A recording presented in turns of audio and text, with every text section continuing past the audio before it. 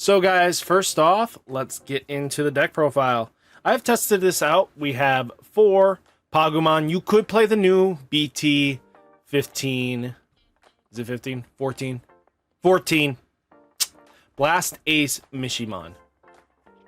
So guys, you know how I am. I love D-brigade. So without further ado, let's get into the deck profile. First off, I'm still on Pagumon. I think Pagumon's being able to, on deletion, reveal the top card of your deck, add it to your hand if it's a black Digimon card, otherwise place it at the bottom, is still vital, but you could definitely play the new Blast Ace Mishimon. Mishimon is really good for the deck. I think that's, if I'm going to take something out, it might be just swapping into Mishimon. Really valuable, a little more stronger in some circumstances, but I still think draw power is necessary. Then we do have 4 of the good boy Commandramon. So it has a ability of on deletion, reveal the top 3 cards of your deck. You may play 1 Commandramon among them without paying its memory cost. Place the remaining cards at the bottom of the deck in any order. So what you're trying to do here is basically he's going to swing in, he's going to die. He can combo with Pagumon, hopefully to dig a little bit deeper. That's what we want to do. You use Pagu skill first, reveal, put it at the bottom, unless it's a Digimon, add it. Then basically now you dig a little bit deeper on top of it to get another body out. There's a lot of Commandramon targets you want to have now, and this one is definitely a 4 of that you want to have. Then we do play 4 Commandramon with the EX-5, the decoy for D-brigade. So basically, he's going to be popping himself to protect our stuff, which is what we want him to do. Outside of that, he's just really a decoyer, and that's all he's in here for. So definitely a playset better than what we used to have it at. We used to play it at 2 because it wasn't really necessary, but I think now when the format's changing to a little bit more control, like popping style, having this decoy one is just really good. Then we do play 4 of the 2-drop Commandramon. Just a 3000 DP beat stick. You know, can help memory choke if they give you 1. You digivolve it in raising, play it, boom. You're just choking them at 1. Then we do have 4 of the new Commandramon. This Commandramon came out of nowhere, but this card is one of 2 things. First off, it is a D-brigade.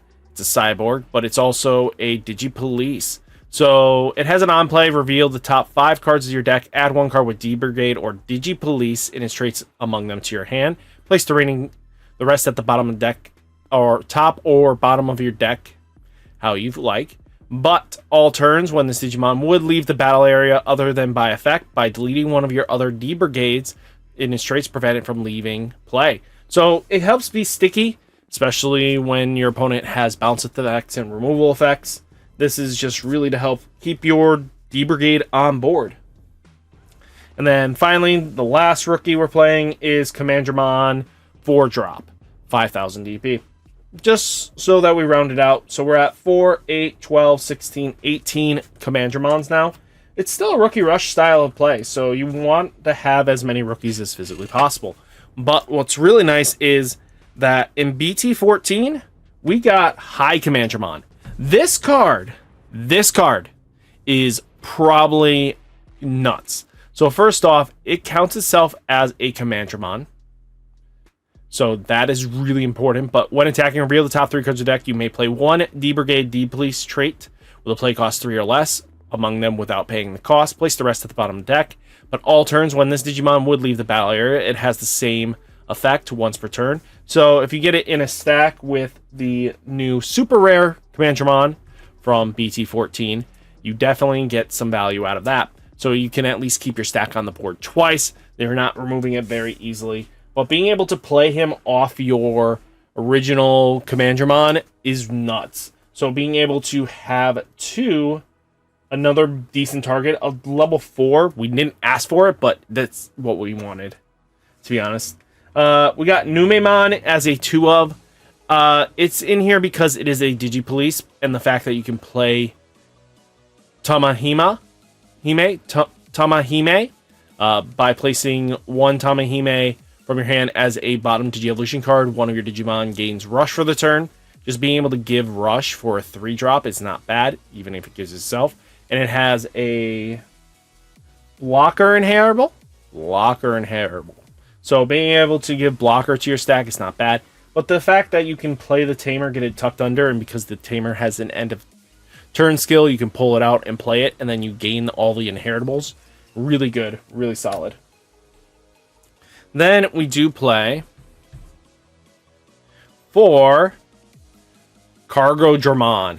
So Commandramon's on play. When Digivolving, reveal the top 3 cards of your deck. You may play 1 card with D-brigade or D-police and its traits with a play cost 4 or less among them without paying its cost. Trash the rest. And then all turns, when one of your other Digimon is deleted, reveal the top 3 cards of your deck. You may play 1 Commandramon without paying its cost. Trash the rest. So being able to have Commandramon be Commandramon is really nice. So we like Cargo. Then we do have Dramon. So this card is really solid, if it would just do its thing. Okay.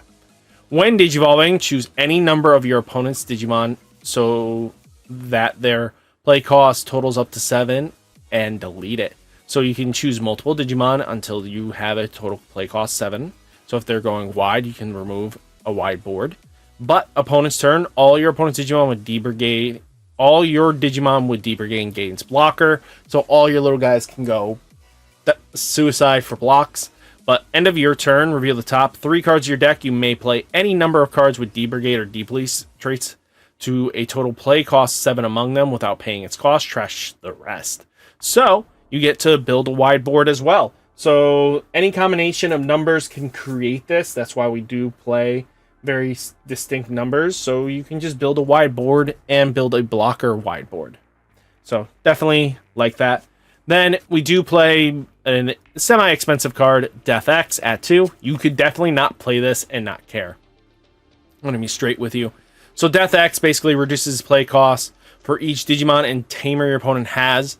Especially with certain decks, they do tend to go a little bit wider than expected. But with like Shine Greymon, they create a lot of Tamers on the back burner. So Death X can definitely help out. There's a lot of ways of looking at this, but on play, when Digivolving, de-Digivolve all your opponents by 1, then delete all your opponents level 4 or lowers, and then end opponent's turn, delete all your opponent's Digimon with the lowest play cost. Just having a little bit of control is really decent, especially for this kind of deck. You just want to be able to keep them off their footing. Then we have Tamehime at a full playset. This Tamer is basically what D-brigade wanted a little bit, but you know what? It's not terrible. So security gets to play it without cost. Start a main phase. If your opponent has a Digimon, gain 1 memory. Mind link to one of your Digimon with Nume, Mumsy in its name, or with D-police in its traits. You know, gets to put it underneath, but it gives all turns when this Digimon has Numamon, Mumsy, or D-police in its traits. It gains jamming and reboot. End of all turns, you may play Tamehime from this Digi-Evolution card without paying its cost. So she'll be able to gain a memory if your opponent has a Digimon. So the Mind Link really is nice because then you can kind of phase it in and out. You need a blocker for the turn or need to get your big boss Digimon that, you know, restanding itself. Really solid for her to do that. So she's very important for the deck. Then we do play for defensive training. Just because it's a 2-cost searcher, you don't really use it for its Digi-Evolution cost that often, but you know, reveal the top 2 cards, add 1 black card among them to your hand, place the rest of the bottom deck, and then place this card into the battle area, delay. And then one of your Digimon may Digivolve into a black Digimon in your hand by paying its Digi-Evolution cost. When Digivolving this effect, reduce it by 2. So, I mean, hey, defensive training is defensive training. You like it, you love it. I mean, most decks will be playing this. I do play 2 Pride Memory Boosts. You could go with Black Memory Boost, but I think Pride's still useful for even the 4 cost. Get a body out of it, and then basically, you know, delay, gain 2 memory later. Just, it's still a good card. I think it's still vital, but you guys can be the judge of that. Let me know if you guys think otherwise.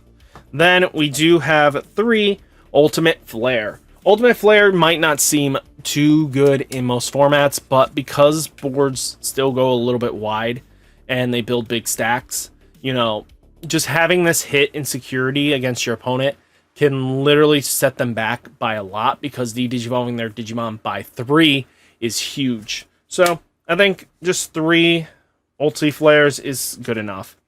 Then we have 3 of the brand new option that I really like, and that is DCD Bomb. This card is underrated, slept on, to be honest with you. So, de-digivolve one of your opponent's Digimon. Then by returning 3 cards with D-brigade in traits from your trash to the top of your deck, delete one of your opponent's Digimon up to a maximum play cost 6. So it gets rid of decently most threats, especially if they're sitting on an ultimate that they're waiting to Digiburst into. I mean, you know, counter Digivolve their ace into. Boom, that sets you up. Or even better yet, if they're already on an ace, you can just use that, remove it. So de-digivolve it, gain that memory. You know, it all sets up nicely. Being a 4-cost removal is not bad. You just set yourself up really good. So definitely let's take a look at the full deck profile. So, boop. Boop.